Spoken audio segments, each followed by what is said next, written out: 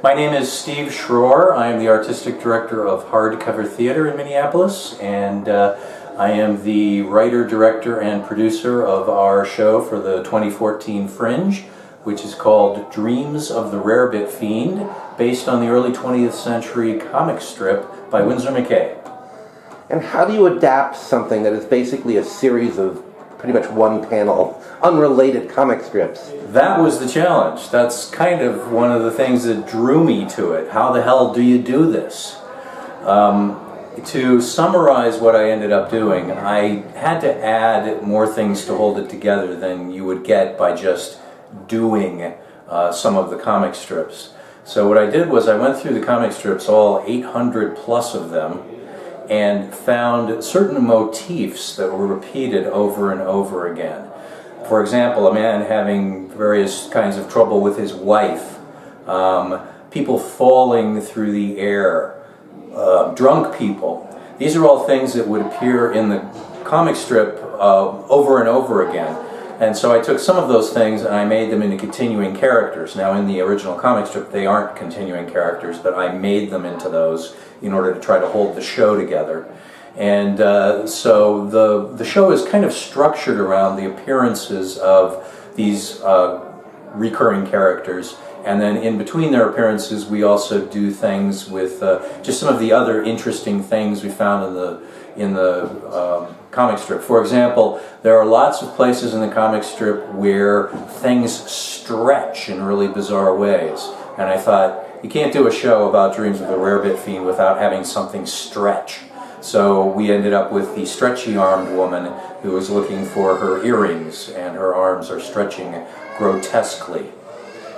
And the baseball and various other things. Yes, each one of these things, if you saw the script, you would see I've got, in parentheses, I've got the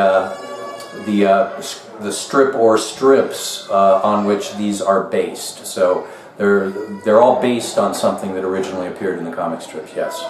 And so, even though each individual strip doesn't have a narrative, the play does. Well, I hope so. I certainly tried to give it a narrative. I tried to, in the comic strip there are different people dreaming all these dreams. Another thing we did was give all the dreams to one character, and I hope we built up a picture of that character's life a little bit through his dreams. His relationship with his wife, with his mother-in-law, with his boss.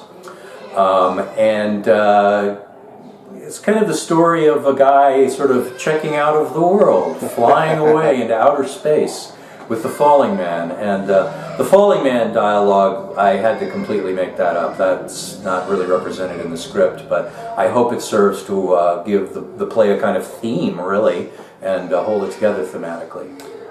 And so even though the play is for young adults and even for kids, there's a lot of themes from 1905 that are not really kids' themes today.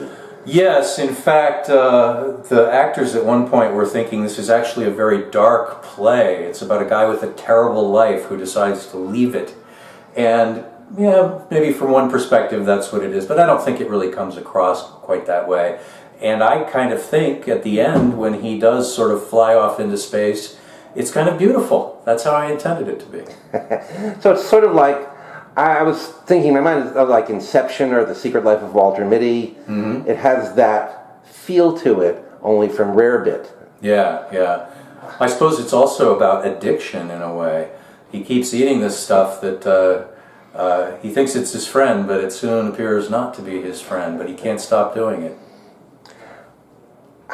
Windsor McCay is known for The Yellow Kid and the Gertie the Dinosaur. What attracted you to Dreams of the Rarebit Fiend? I've always liked dreams on stage, I guess.